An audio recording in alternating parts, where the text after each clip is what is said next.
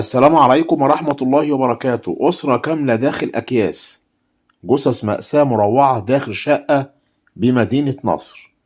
كشفت معاينة الأجهزة الأمنية هوية 6 ضحايا عثر على جثامينهم داخل شقة بمدينة نصر.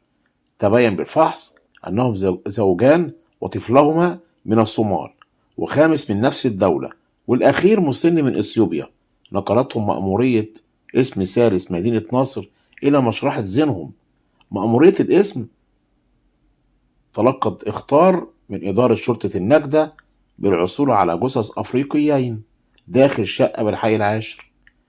انتقل رجال المباحث الجنائية إلى محل البلاغ، وتبين بالفحص أن الجثث 5 يحملون الجنسية الصومالية وآخر إثيوبي.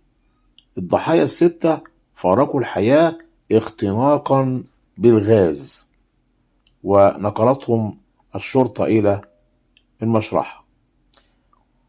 ربنا يرحمهم، وإنا لله وإنا إليه راجعون. ناخد بالنا كويس جدا يا جماعة من موضوع الغاز.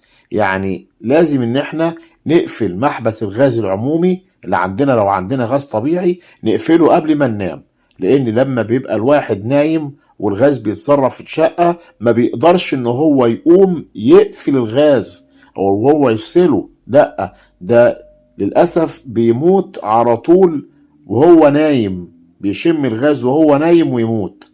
فلذلك احنا شفنا يعني حوادث كتير بالطريقة ديت.